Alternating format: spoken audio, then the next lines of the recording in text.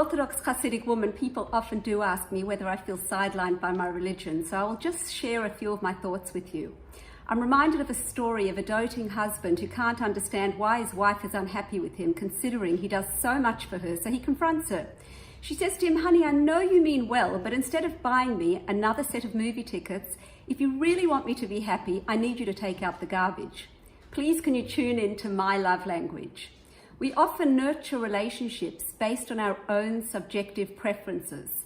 However, in all of our relationships, beginning with our primary relationship with God, we need to ask ourselves, what does God want from me? How do I best create a relationship with my Creator?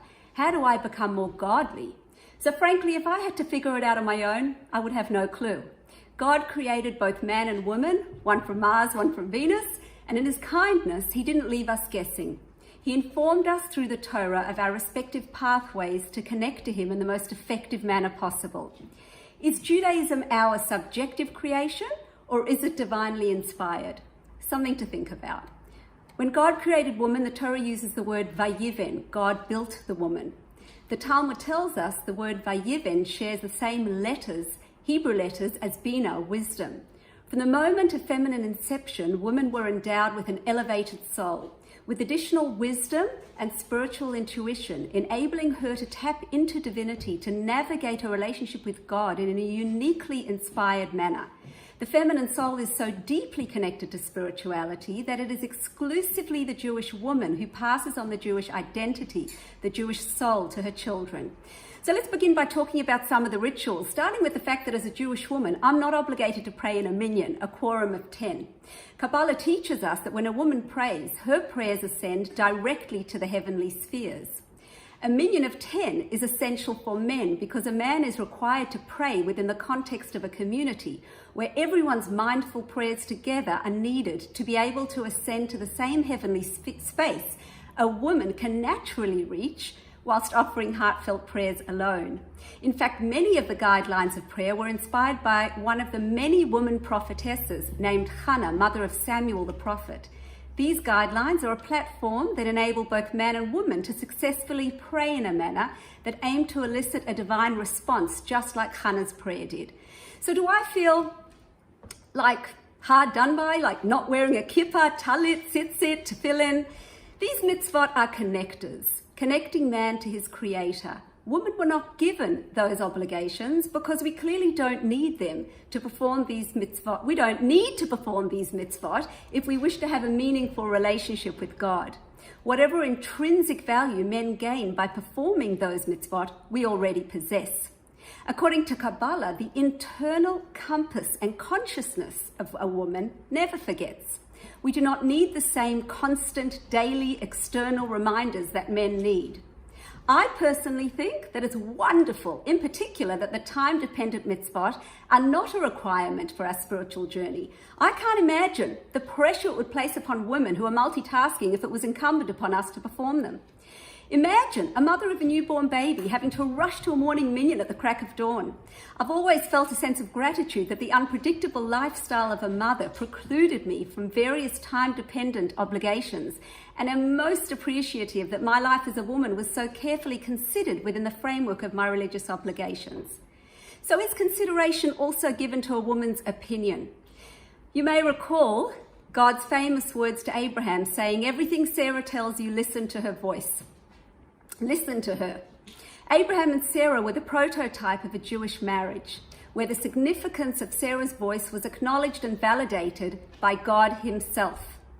Before God gave the Torah, he instructed Moses to relay the fundamental principles of the Torah to the woman first, and only after Moses heard the woman undertake to observe and sustain Torah values was Moses instructed to speak to the men. In doing so, God was informing Moses that the future of the Jewish people would be dependent on the woman's buy-in, the woman's voice. Our religion is dependent upon the woman's dedication and commitment to Torah principles and our ongoing active involvement in role modeling and teaching Torah values, imbuing them within the hearts of our families. What a magnificent privilege we have. God's instruction to Abraham to listen to his wife is a fundamental principle that is woven throughout Jewish law and practice. A Jewish man is obligated to listen to, validate, respect the voice and the needs of his wife as stipulated within the ketubah, the marriage document, outlining a man's responsibility to ensure that his wife is fulfilled and loved, pleasured, honored, and treated with the utmost of dignity as she deserves to be. It is precisely her role as Eshet Chayil Ateret Baila, the crown of her husband, the pillar of our religion, that is extolled by the man of the home on the holiest day of the week, on Friday night before Kiddush. For thousands of years, whilst many other cultures devalued women, Jewish men were publicly reinforcing the woman's multitasking role as mother, wife, and businesswoman, acknowledging who in fact really runs the show and who the family is truly indebted to. The future of our religion lies predominantly within the walls of a Jewish home, not the synagogue. And this is where the majority of Jewish practices take place. So God entrusted the Jewish woman with the task of performing three of the most important mitzvot. The mitzvah of mikvah, which is the foundation of Jewish family life and the Jewish marriage. The mitzvah of Shabbat candles, ensuring the spirit of Shabbat and the festivals is felt and practiced in our homes. And the mitzvah of challah, encompassing not only tzedakah and chesed, but also all mitzvot related to food, including kashrut. These mitzvot capture the essence of Judaism, and it is the woman who is entrusted with the key to our eternity by perpetuating them within her home. So, whilst the tide is definitely changing and most cultures and religions no longer alienate women and treat them as second class, I personally feel that alongside all the Jewish women throughout the ages, I have been given a first-class ticket. I have never felt a need to embrace any Judaic aspects of men's practices. I have plenty of my own, and I consider my role as a privilege, a role I feel so comfortable in. In addition, I try to tune in to God's love language for the feminine soul. So when I'm asked if I feel Judaism is sexist, as a confident, educated, and practicing open-minded Jewish woman and community activist, no less active than my husband, a rabbi, my response is yes, perhaps it is somewhat sexist. The woman's role far surpasses that of man's, and in fact, women are considered superior in many respects. But after all, who are we to argue with God? Our next guest is Rabbi Moss, who is the rabbi at Nefesh Shul. He's also an author and a lecturer, and he's been the author of a wonderful advice column that's been going out and I've been loving reading lately. Rabbi Moss, the question I'd like to ask you is, I've seen Fiddler on the Roof, and I've seen the role that Yenta plays in organizing a Shidduch. Now, once upon a time in the world of a Shidduch was undeniably important for a young couple to meet and marry. But now in our modern day world of usually accessible travel and of dating resources like Tinder, JSwipe, JDate, what is the role of the Shidduch? Also, I have seen very many happy couples, and in fact, some of my favorite couples are Shidduch couples. But we've also seen lately television shows where some of the problems arise and are shown. What would you say to people that question whether a couple meeting only a few times know each other well enough to be married and happy for life? Thanks so much, Tali. Look, Hollywood loves telling horror stories, and of course, some of them are true. But you have to look at the whole picture when it comes to Shidduch dating, and I don't think Netflix is the best and most reliable source for that. You might say that we no longer need Yenta, the matchmaker, because now we have Tinder, the matchmaker, but I'm not so sure that's true. I think we still need Yenta, because although times have changed since the shtetl, human nature hasn't. The outside surroundings may look different, but our inner world, the way we love, the way we connect to each other is exactly the same. And I believe that Yenta understood the inner world of the human being in a way that Tinder doesn't. Humans are a combination of mind and heart, thoughts and feelings. And dating involves both. It involves mind and heart. You're making a decision, which is a thing in the mind. It's an important decision you have to think about. But it's a relationship, which is about feelings and love and connection. It has to feel right, and that's in the heart. Now, the trick is that mind and heart are two opposites. So your mind thinks rationally, and your heart feels irrationally. Your mind is objective, is removed. Your heart is subjective and involved. So it's really tough to make the right decision in relationships, because on the one hand, you're developing feelings and you're therefore losing your objectivity, but you need to think straight. So you can't enter a relationship without feelings, but you can't let the feelings cloud your judgment. So this is where I think traditional Shidduch has a lot of wisdom, because, and it has, I think, the edge over modern dating systems, because it provides certain safeguards to ensure that you keep your head screwed on when you're dating. Tinder doesn't do that. The opposite. Tinder dating is about feelings. I like you, and then let's work it out and see if it actually makes sense. And that's where it really gets messy, because you end up compromising your values when you're blinded by love. So let's compare a Yenta dating system to a Tinder dating system, and you'll see what I mean. Rule number one in the Shidduch dating system is no casual relationships. I don't want to waste 6 months or 2 years of my life on a relationship that was doomed from the beginning because the other party wasn't serious about it in the first place. Shidduch dating is only for those who are ready to settle down, get married, and start a family. On Tinder, you have no idea what the other person is thinking. Are they looking for marriage, or that might be the last thing on their mind? Why get emotionally involved with someone who isn't really thinking long-term? With Shidduch dating, it's clear from the beginning, this is for marriage, no messing around, and that just saves a lot of time and a lot of broken hearts. But of course, it's not enough to know that someone wants to get married and then just date them for that. In Shidduch dating, you also need to do background research. Before you even set eyes on each other, you do homework. You ask around to get a picture of who this person is, what they're about. You speak to friends, to neighbors, to roommates, to teachers. You want to know that this is a decent person. You want to know that they share your values. Otherwise, it's not even worth meeting if you're on 2 different pages. So you might ask questions like, is this person a nice, decent person? Are they on the same religious path as me? Is this person an axe murderer on parole? If you ask these type of questions and you get silence on the other end, then you've got an answer. But on Tinder, you don't see anybody write in their bio, my hobbies include lawn bowls, playing Pictionary, axe murdering. You don't know what you're getting into. And in the Shidduch world, you do. You've got those references, and so you do. You've got advance notice. So let's say you did your homework, it all looks good, and you start to date. Even then, you can't always trust your own judgment. Your heart can get involved, and you can start to get a bit skewed as well. You've got to think clearly. And so to do that, you need an outsider, somebody on the outside, to make sure that you're not making rash decisions, not being too quick to judge, or not letting your emotions run away with you. This is where Yenta helps a lot. I have a friend who, when he first met his wife on a Shidduch date, he was completely not interested in her, and she wasn't interested in him at all. But the Yenta, the matchmaker, convinced them to go on a second date just to be sure. And then after that, they weren't interested either. So the Yenta again convinced them, go on a third one just to be polite. And guess what? After 3 dates, something sparked and they actually started getting interested. They're happily married today. I have no doubt that if that would have been on Tinder, they would have swiped each other into oblivion long ago. Our tendency is to make these snap judgments and knee-jerk decisions. But that means we might miss out on getting to know really good people. Having a Yenta on the outside, having a matchmaker or a coach or a guide, somebody who is checking in on you, it means that you can save a lot of relationships that otherwise would not have survived the swipe culture. But I think what really sets Shidduch dating apart from all other dating is the fact that there's no touching, no physical contact whatsoever.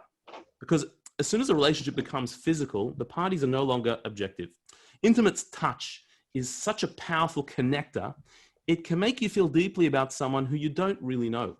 Holding off from touching allows you to really find out what the other person's about and allows the deep emotions to come later on. So the sum total of all this is Shidduch dating is where the mind leads and the heart follows. You don't get emotionally involved with someone unless you already know that you're on the same page with each other. It makes sense to be together, that we share the same values. And there's a chance that this can actually work.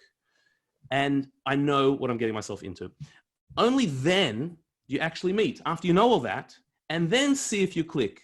If you get on, if there's attraction, if there's a connection, that doesn't take too long. You can figure that out pretty quickly. Once you've done all the groundwork, once the foundations of a good relationship are there, you know you share the same values, you're on the same belief, you're on the same page, going in the same direction.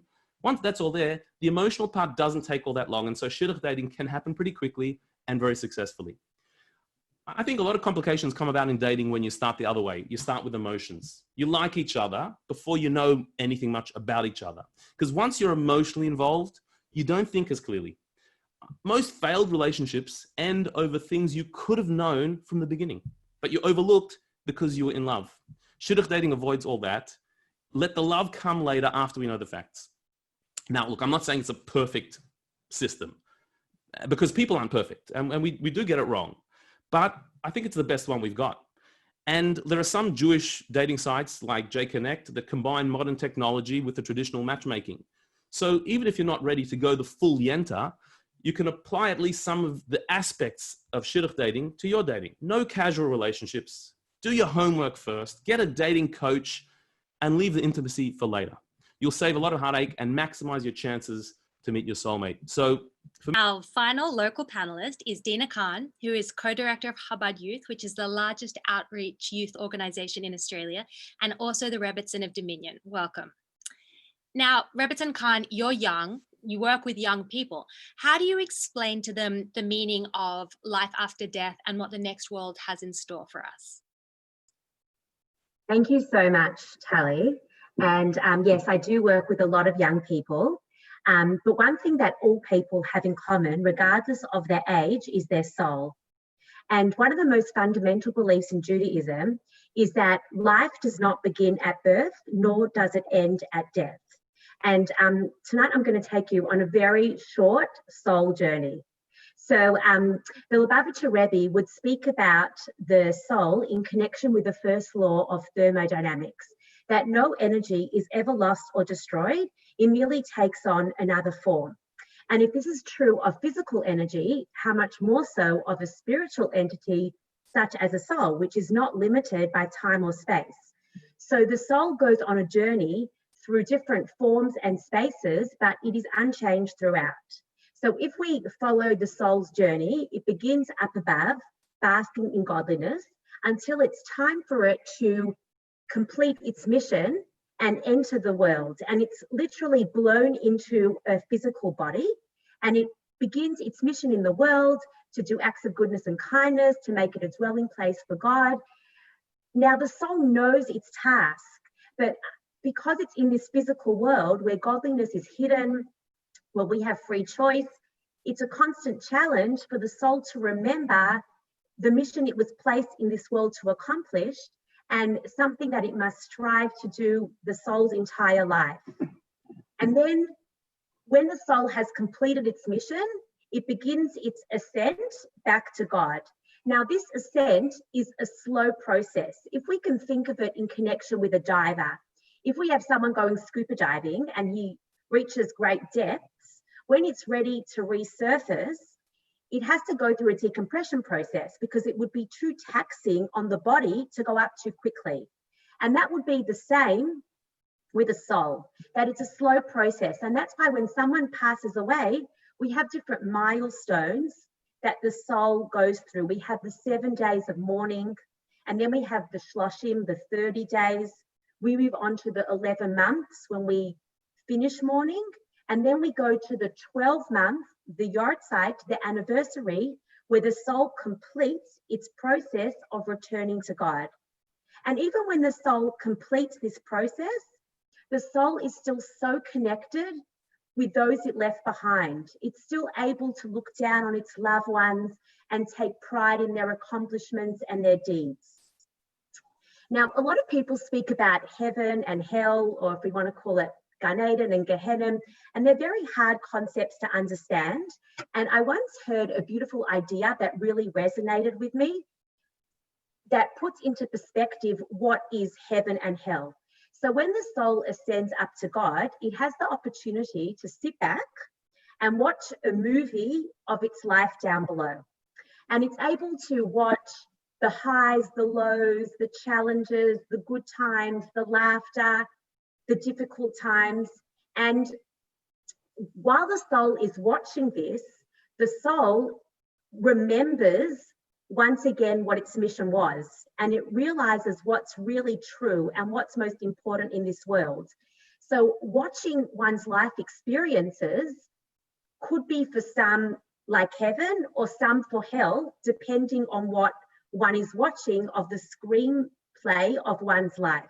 And I once heard a beautiful parable that really brought this message home, that there was once a man who heard about this faraway island where diamonds were lining the streets. So he takes this big journey to this island and he arrives there, and sure enough, there are diamonds everywhere. And he's so excited, and he begins gathering diamonds, preparing to bring them back home.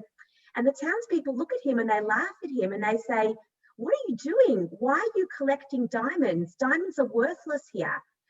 For us, our commodity is chicken fat. That is what is precious to us." And time went by, and the man soon became influenced by the culture around him, and he threw the diamonds to the side and he began collecting chicken fat. And sure enough, he accumulated so much chicken fat until he was ready to return home. And he filled up a big ship with chicken fat, and he's excited to sail home and see his family and show them all the treasures that he's gathered. And he comes closer and closer to shore, and his wife is standing there, you know, with excitement on her face, and suddenly her face turns white. And she says to him, "I don't understand. You went to get diamonds and you've come back with chicken fat." And I think that's the message, that in this world, we've come into this world to collect diamonds. And although sometimes we forget our mission and we forget what in this world to accomplish, but that's something we have to always do. We have to remember that we're here for what's really of value, for what's really of importance. And even if lots of things in the world want to sway us or want to tempt us or want us to forget our mission, we have to stay true to what we know is important. And we've got to do acts of goodness and kindness and make this world a dwelling place for God. Thank you so much. I pray for us all to have long and healthy lives, but your message and the power of the soul is not only reassuring, but it's also really uplifting. Now, thank you to all our local panelists. And if everyone keeps next week free as well, because we have another jam-packed panelist session. Before I introduce our first international guest, Nissim Black, we're going to play one of his recent songs called "A Million Years."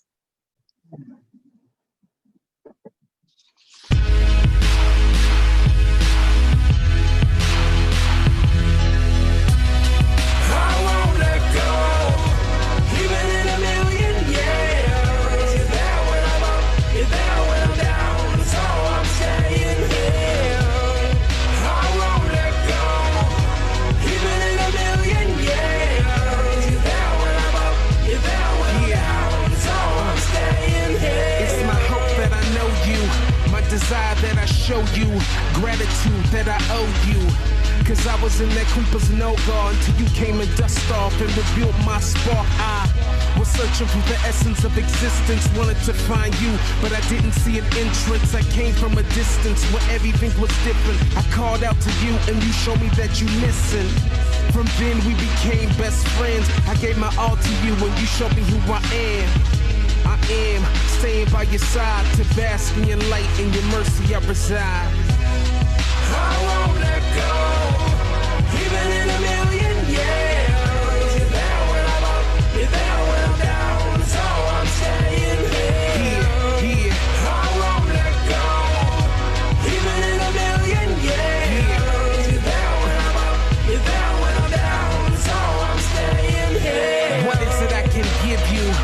What is it I can lift you when everything is yours? Every time I walk straight, there's another door to help me achieve everything I need and more.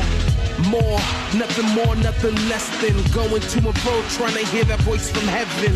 Your direction, I climb, but I fall flat like bread with no leaven. Please come pick me up, never ever put me down. Give me all your love.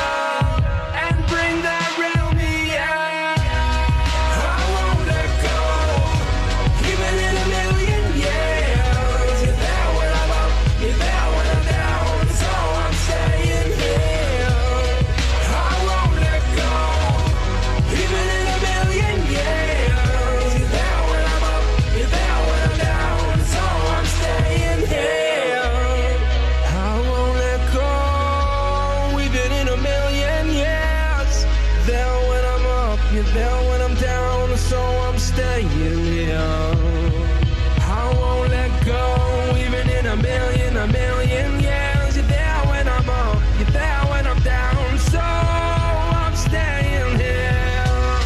I won't let go, even in a million years.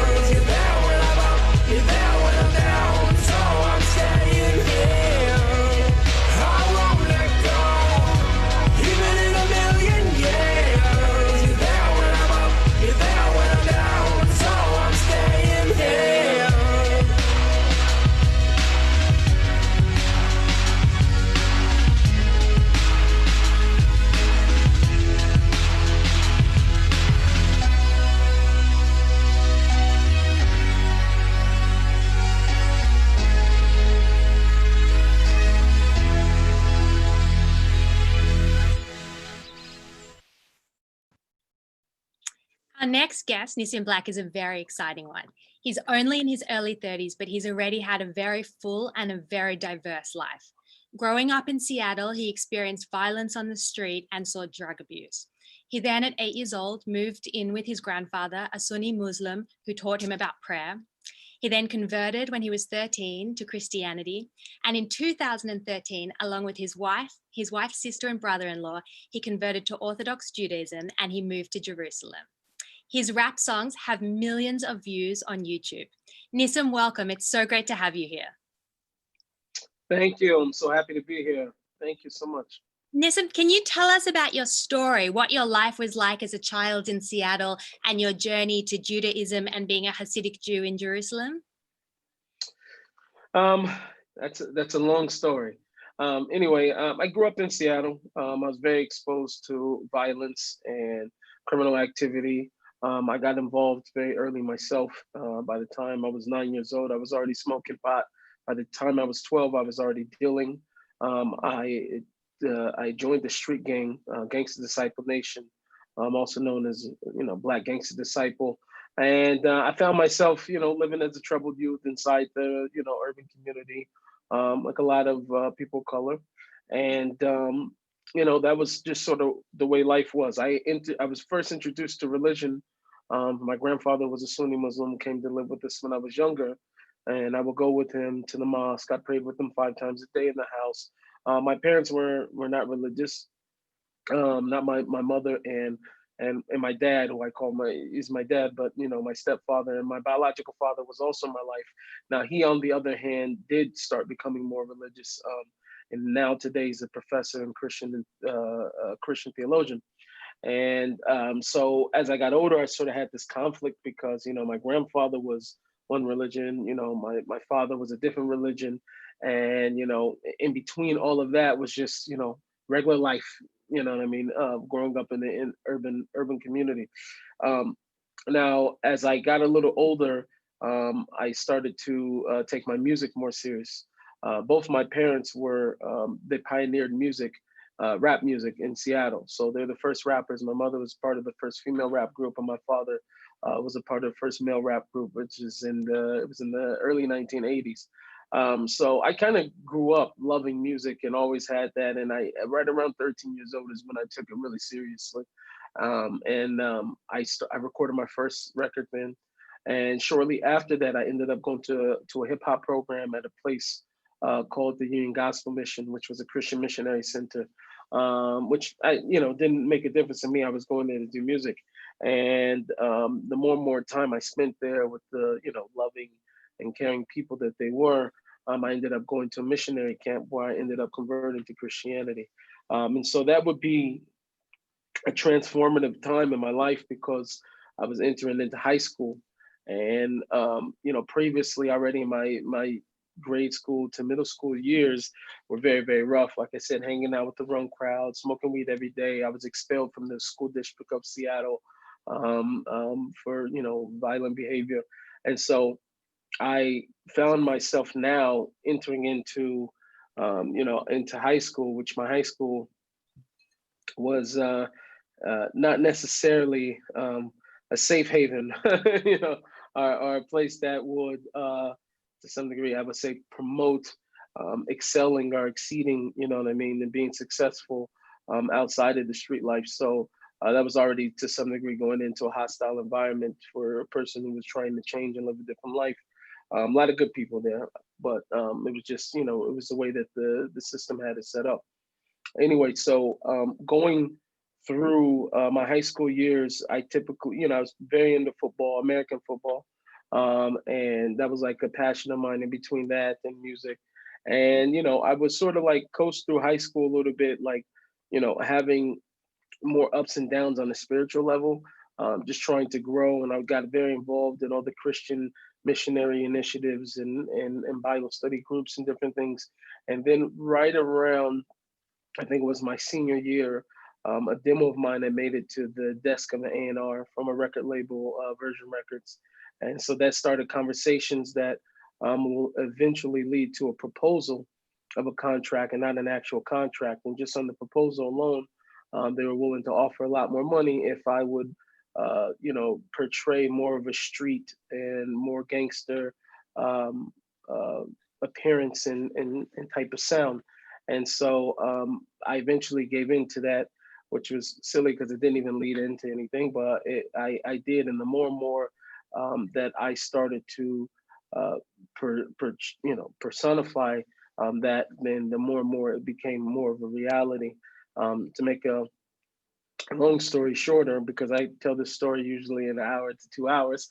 To make a long story short, I ended up in we call a rap beef. One rapper said disrespectful things about me on the song, which led into a physical altercation, which led to a kill or be killed situation.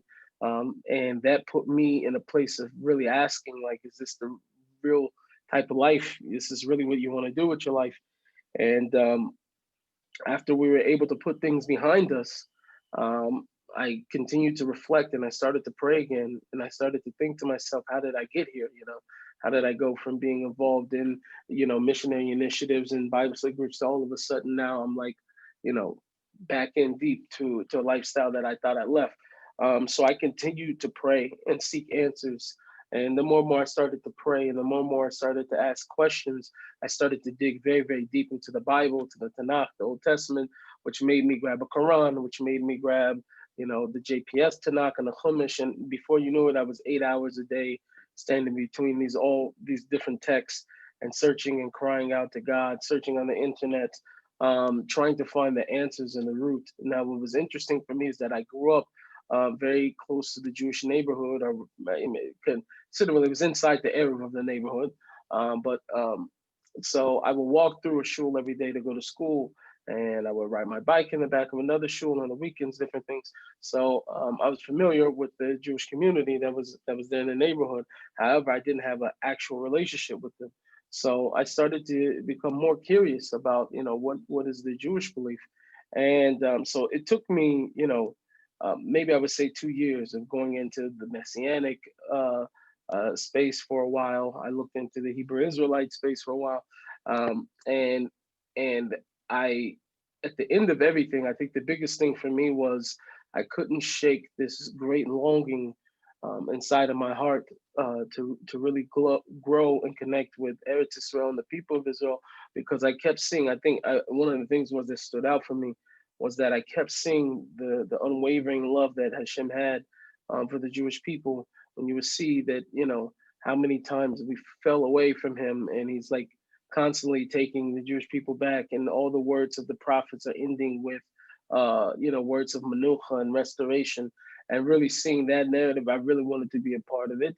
And so we continued to grow, first me and then my wife. And my wife is best friends with her sister, and her sister is married to my best friend since kindergarten. Somebody I was very close with, for a long time in my life. And so it just sort of worked out. We were all on this journey. We didn't know where it was going to go. And we just continued to grow, pray together, sharpen each other. And it eventually led to us making a Gayrus in Seattle. And shortly after the Gayrus, really the whole time that I had been learning about Israel, about the Jewish people, I was already ready to move to Israel. My wife, on the other hand, was not ready to move as fast as I was. So it took a lot of prayers and a lot of crying out. And eventually, she acted like it was her own idea. So we ended up moving, and maybe 4 years ago now. And I couldn't tell you, we couldn't be happier. And my wife herself, I had been here already on a visit. Shortly after I gave us a friend of the community, it took me and my brother-in-law. So we got to come and scope it out. But my wife and my sister-in-law, they moved sight unseen, never been here, didn't know the language, didn't know anything. We really moved on Emunah, like real faith. Like we didn't have an apartment. I told Nefesh we were gonna move into one place. It didn't happen. We knew long before we got here, we had to find an apartment after we got here. My brother and sister-in-law, they moved with no clothes. The clothes they had on the back, that's how they came. Like we really put our heart into it. And thank God we, very, very happy. I've heard you say that when you moved to Jerusalem, you felt that even the air was different. Are there any things that you miss about your hometown? You mentioned that you grew up in a Jewish area without knowing that much about Judaism, but after learning and studying, you wanted to serve Hashem in authenticity, so you did the Orthodox conversion. Do you feel like you have been accepted by the Jewish community? Absolutely, by and large, for the most part, for sure. I feel like I've been accepted, especially in Seattle was the best place for us because people are, the Yidden Jewish people are, there's the places that they are have hashpah in them. Seattle's a very welcoming, very open and loving place. I'm not going to say that, like I said, we'll probably get into that a little bit later about what's underneath the surface, but there's definitely a love, of all people preached, taught, and fought for in Seattle, Washington. So the fact that we were there, I feel like that the Jewish people were there in that space was the best place for us to actually go feel love right away, feel accepted, and to be able to experience a chesed and kindness that we never experienced before, for sure. You've mentioned that your father is one of your greatest supporters. Are you still in contact with other people from your previous community? For sure. I have been over the last 2 years or so. I went back to go shoot a documentary. Israeli TV brought me back. For me, I was a bit nervous. I don't know what people think or feeling or what, so, but being able to go back and, connect with, my brothers and sisters and my family members, that was big for me. It was very, very big for me. And even my boys, from the neighborhood, it was very good to connect with them. And we've been in touch ever since, like I just messaged him with one of my, childhood friends just yesterday. Yeah, so I'm very much so like connected, even more so now. That's amazing. Now, I've also heard you say before that you can relate to a lot of different people because you've actually experienced their lives, which most people haven't done. So they're coming to it from a place of not understanding it in the same way that you can understand it.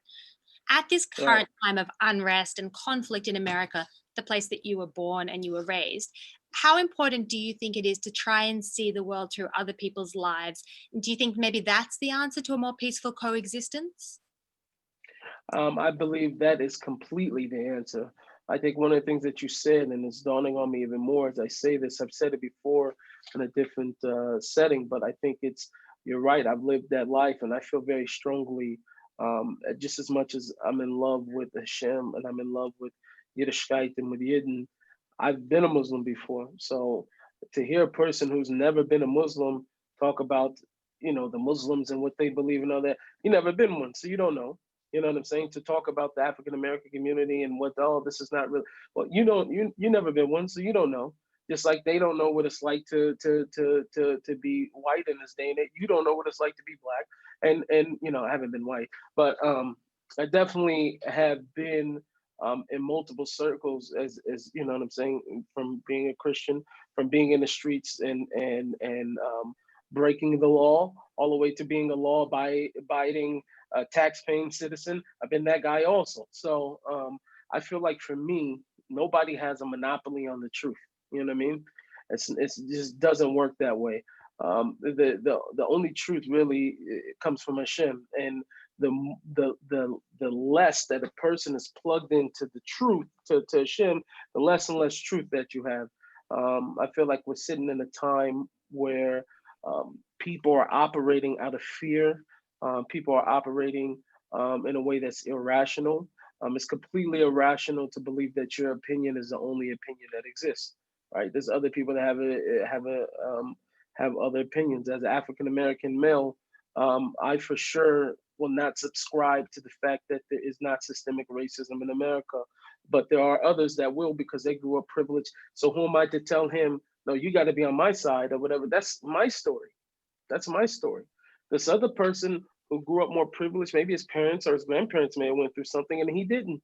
So he sees the world from a completely different place than what I or somebody else who's experienced more racism than I've ever, my dealings with it has been very light in terms of it being blatant. So the notion and the idea that everybody experiences everything, we could say this clawing, we can group and bring everybody under the same umbrella, I think is completely, I think it's nonsense. So I think the healing starts, as you mentioned, from looking from where other people are standing and from their shoes. And it's okay, you know, to be comfortable. That was another thing for Judaism that I love, and I feel like the world even knew this, is that, you know, always seem to have some problem over here, is that we don't condemn or say you go to hell if you're not Jewish. Like, you have to believe in what we believe. No, you know, it's a very beautiful thing to be able to not have a pressure to feel like I got to convert this person to my beliefs, or else it's going to be doomsday for him. You know what I mean? So I feel like that sort of thing has, like, you know, everything that people are, that even non-religious, that the religion has been taken over by whatever the political views are, or whatever they believe, or whatever cause that they have, that anything outside of that, all you did was replace religion with another cause to be the reason for why you want to exclude somebody else. So I'm very, very much so of the opinion that, you know, we should be able to hear everybody else and their opinions, and from there, only there we can hear. I've read quotes from some of your fans that have said that you unite communities that are usually very isolated. We've Mhm. touched on, you know, are there incidents when you were growing up where you experienced racism? Have you experienced anti-Semitism? And do you ever compare racism to anti-Semitism? For sure, absolutely, they're compared, and I think it's somewhat of the you know, it's an agenda almost. I feel like, um, to separate the African American community and the Jewish community, from the places where there's a commonality and an understanding of being oppressed and being, oh, now, like, you know, from the Black perspective, you could look at it like this, you know. Now, first, let me answer the question. I've experienced both. I have been racially profiled, you know, typically from SPD Seattle Police Department. I was arrested. My first time I was arrested, I was 13 years old, and I just happened to be. And the truth was, I was with guys that were criminals. I wasn't a criminal, but I was with guys that were criminals that do crime. So I did get arrested and I got grouped in, but they also let me go because the people that were the suspects, I mean the victims, actually pointed me out and said that I didn't do anything, so I ended up walking. But I later on ended up with a warrant because of the justice system there. The prosecutor wanted to, or whoever wanted to bring me back in, maybe for questioning or different things like that. And in the meantime, my house had burnt down, and I had to live outside the city that I was in until the house was rebuilt. We did have insurance on the house, thank God, so it ended up getting rebuilt. So by the time, a couple of years later, I had never known that I was summoned to court or that I had a warrant for my arrest. By the time I was arrested, you know, I would have never been caught hanging out with the guys that I was with. By this time, I was already involved in the Union Gospel Mission, Christian and faith ministries and different things like that. So by the time they got me and I went to go actually do, you know, time, it wasn't long. A few days I was in juvenile hall. I was already a transformed and different kid completely, let alone the fact that the original thing I had nothing to do with. So and the amount of love and support that I had from the community was amazing. Shortly after that, I ended up getting arrested again for truancy because you know, my attendance at school wasn't up to par, which they were putting people in jail for. But you know, it wasn't like I missed all my days of school. I just came late. I was a senior. I was finishing up my last year. I didn't have to my other classes. It didn't matter if I passed or failed them or whatever. I was being a little lazy or whatever. I ended up going to you know, going into custody behind that, and you know, being on the other side of the neighborhood and getting pulled over because we were, you know, not the color of everybody else inside the neighborhood. Was clearly because the cop told us he pulled us over because he didn't think we had insurance. But you only know if a person didn't have insurance if you check their insurance card, right? So these type of things, yes, I've experienced them. Systemic racism. My high school that I went to, that I mentioned to you, we didn't have books. At least for the first 3 years that I was there, of the 4 years, we didn't have books. We were passing around packets, right? There were other schools. We were last in the district in test scores. We had the lowest scores in the whole entire city without regular textbooks. And not only that, we had brand new football uniforms and basketball uniforms, brand new court, brand new stadium, brand new everything in terms of sports, which we really did excel in. We're really great in sports. but that's where the funding went, and it didn't go towards textbooks and furthering our education. So we got to see that also too, which I think would take, was a major part, which is a predominantly African American school. I could count on a hand and a half of how many European or people that were white that actually went to the school. So as opposed to where obviously the opposite was happening in other communities. So I have experienced it from that standpoint. And on the other end, I would say like this, enduring that and going through, I've had people throw eggs on me because I was Jewish. I've I've had to endure numerous of emails. I mean, you could just go through some of even the comments I get on YouTube from people that have problems with Jews and different things, and spew that and disrespected because of Judaism, both also in Seattle and then also when I came into Israel, and things I get sometimes in the street walking in New York. So I definitely have experienced both. Now, the interesting thing about it is, like I said, the commonality between the two is really, really amazing, because, I was talking to somebody the other day and they're just like, well, how can you really say oppressed? And they say, well, listen, my grandparents were Jewish, right? They came over here from Europe, and it was also hard for them when they got here in America. People didn't treat Jews so great or whatever. So I said, well, listen, for you to go from that, for your grandfather to build up something that would lead to generational wealth for you and your family, that was only from what? How many years? 50s, maybe 60s, something like that. We've been here since 1619. And during that time, I don't know how many, God forbid that there are, but I don't know how many times or how many pictures that can be produced from just before that time that Jews arrived here from Europe, that you can see lynching mobs. You can see several Black people being hung, and people standing around and smiling, and this lynch parties. So this is you're talking about something that was already here. Now on the other end, what didn't get seen from the Black community, you're in your own oppression. You don't see that 6 million Jews were just slaughtered in Europe and came here as a place of refuge. You don't know what the conditions were like. Every Jew was not wealthy in Europe. So you understand what nobody got to see what you went through. How many yeshiva boys have come up to me and just like, when did your parents move to America? Like, you guys came from Africa. Like, no, my parents came here. My grandparents came here on slave ships. So I think that there's just like a whole bunch of dialogue that really isn't happening, and things are perpetrated to share a certain thing. The African American story completely is showed to be one of violence, lack of education, lazy, whatever other stereotype that you have, right? And now with the new propaganda and everything else is going on, well, who owned the slave ships? Jews. These were all owned by Jews. You see, understand? So it's like I could play these two sides of these two different minorities against each other, because guess what? Just because 10, 20, 30 people get caught stealing or doing something that incriminates them doesn't mean that's what Black people are. And if there's 10 or 20 people that own slave ships that were Jewish, that doesn't mean that represents all of the millions of Jews that there are. You understand? But if I can highlight this and I can create and sell you a story, I'm going to tell you this, and I can put these two against each other. And then who gets to go free? The same people that enslaved and killed Black people and oppressed and killed Jewish people.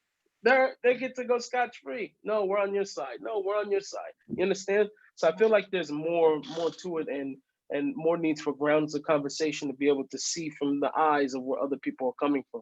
And let's hope that dialogue can happen. And now, can we talk Yes. about the music? You were offered a rap deal in your 11th year of school, I believe, by Virgin Records. Mm-hmm. You said where the language and the characters were a lot more salubrious. And then the altercation with your rival rapper is what led you on a journey of self-discovery and speaking to him and it not ending in a potentially tragic way that it could have. Now you've been credited with revolutionizing rap music and with filling it with lyrics of hope and prayer and salvation, and also bringing rap music to Orthodox Jews. What life messages are you going to share with your children, and what life messages would you like to share with us here? I think the biggest thing for me is that, is the absolute need that the soul has for its connection with Hashem, with the Creator. And I say that for all people, all backgrounds, all that. And I say to my children, my kids, thank God, are able to go to Chedarim schools where they're able to learn about the fundamentals of Judaism. My boys they're learning Torah, they're going to learn Talmud, they're going to learn, Gemara, different things, and they will expand in those areas. And that's what we expect of our educational institutions.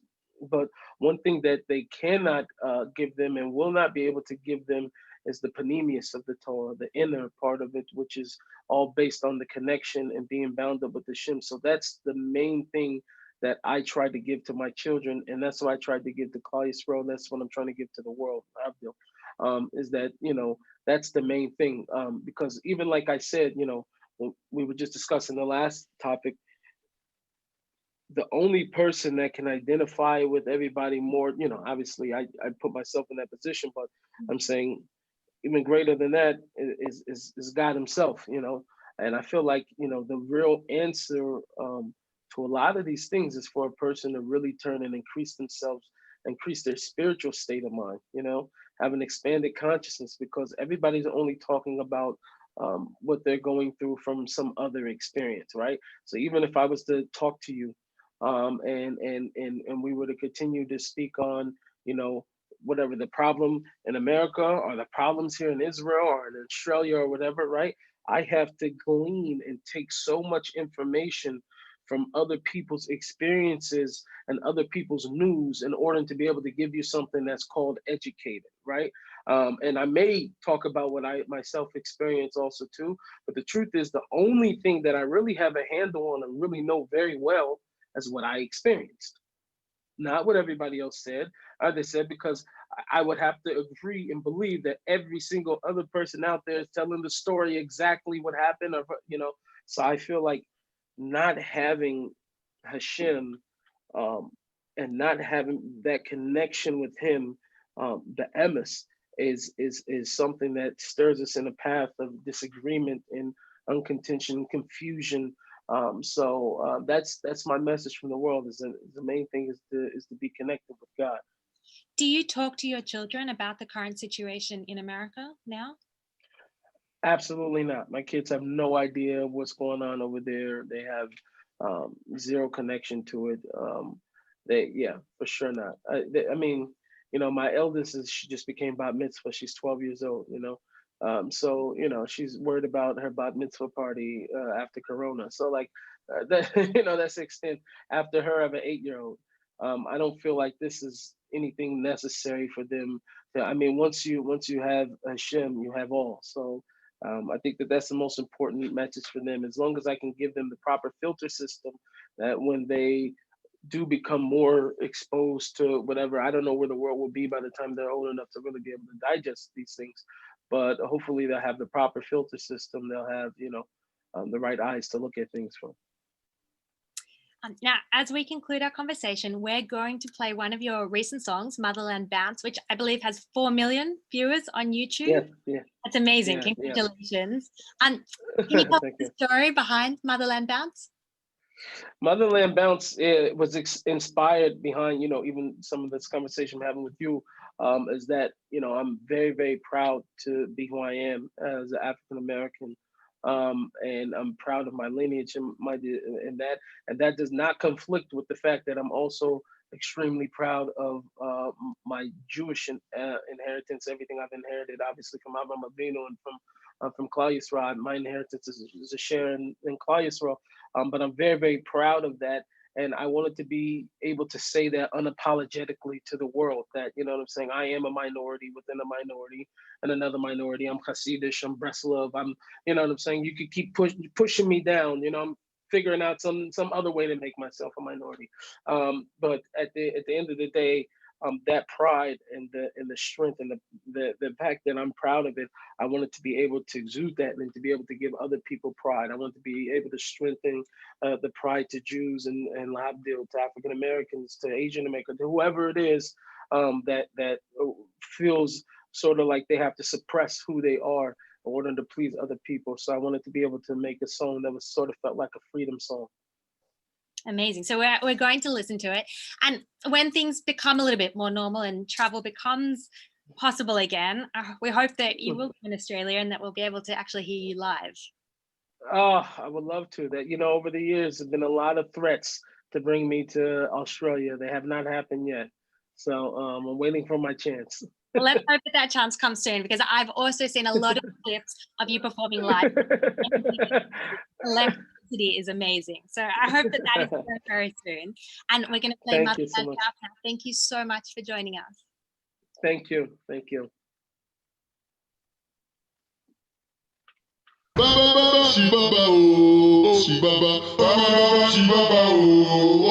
Yeah, here we go. For the motherland.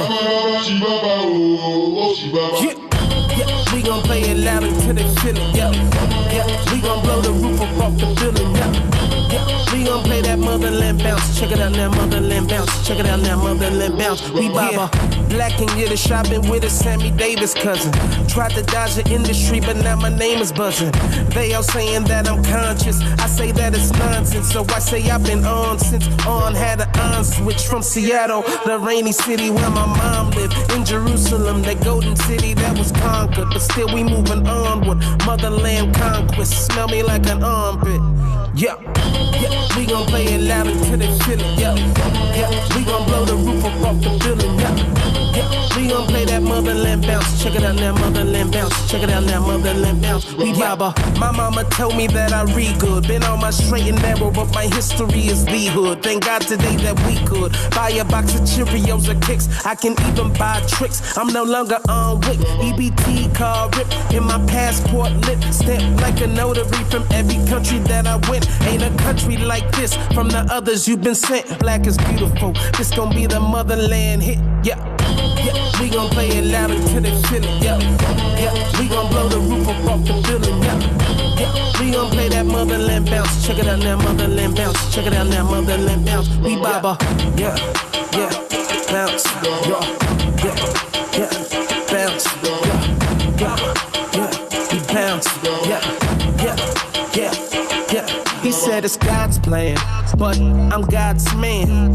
Yeah, I used to run with BGD. Yeah, I dropped the B and put an O after the G. Yeah, 6 points, still big up King D. In the synagogue, camouflage, but I can't wipe the skin off. I'm proud of it, it's loud a bit, but I'm not trying to crisscross. I done made it this far, hold it all in my heart. I hold my breath and brace myself when they take their socks off.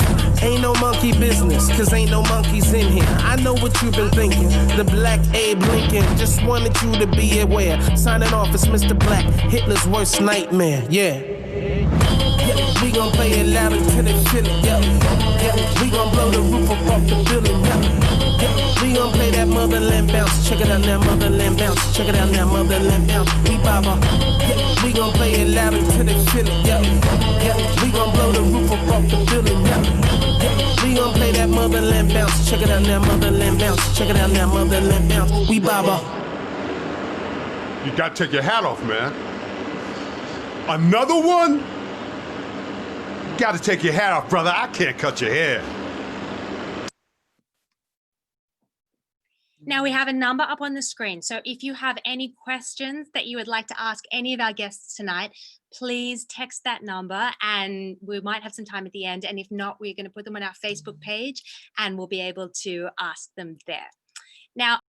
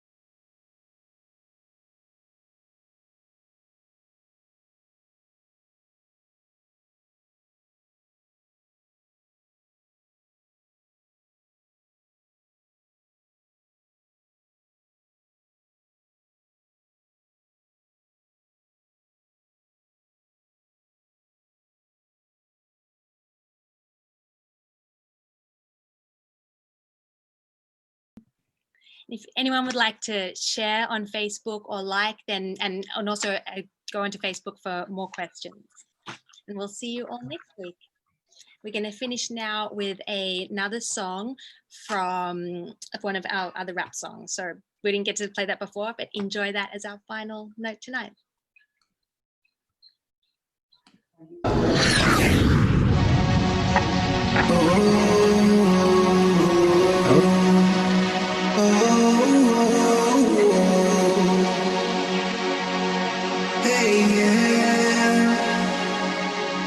I wanna fly away, far, far away from this place where nobody can bring me down, where nobody can bring me down. I wanna fly away, far, far away from this place where nobody can bring me down, where nobody can bring me down.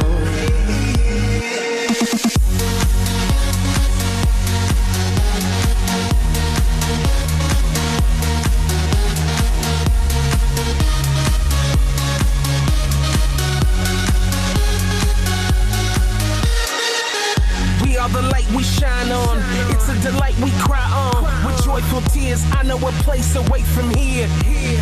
I wanna go, I wanna know what's my purpose, tachlis. I wanna glow, I wanna show my inner greatness, not fear. Nobody knows my pain, but I'm ready to make a change. Thus, here's my heart of anger, replace and rearrange it.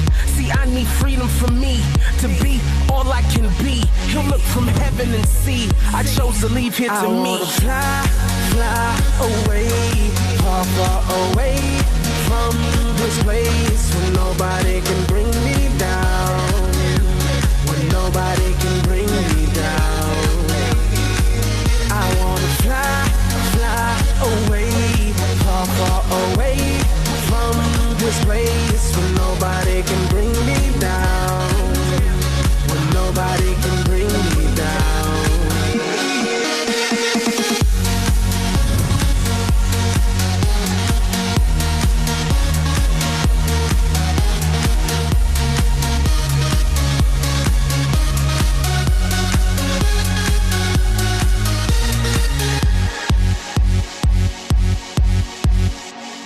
This is the moment to make a blanket statement, but I changed my mind, I can't relate it.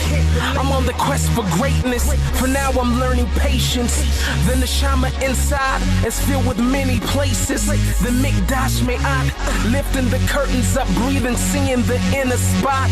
The inner chamber, my heart is racing, my only thought is to hold to this moment, and then to let it be. That place I was looking to be was here inside of me. Fly away, far, far away from this place where nobody can bring me down, where nobody can bring me down. I wanna fly away, far, far away from this place where nobody can bring me down, where nobody can bring me down.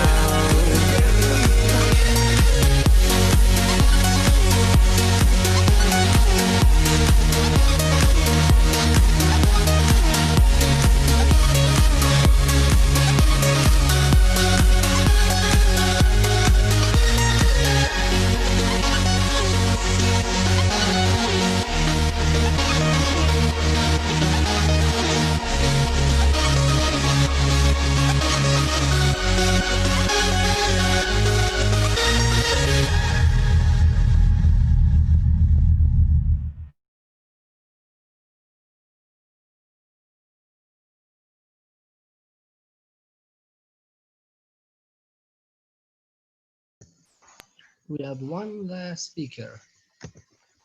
Ladies and gentlemen, on behalf of Sinai Down Under and its affiliates, so we thank you for coming together tonight to study and to be uplifted. This is our first inaugural event, and next week we'll have a beautiful and really an incredible event in store for you. Same time, 7:30 p.m. Thursday night, same address, sinaiDownUnder.org.au/live. It's the first time ever where organizations from Victoria, New South Wales, South Australia, the ACT, Tasmania, and Queensland have come together to put on an event as such. We thank all of you for coming. We thank the organizers, and we're looking forward to seeing you again next week with a first-class lineup of speakers, orators, and people to inspire us. Wishing everybody a good evening and a good Shabbos.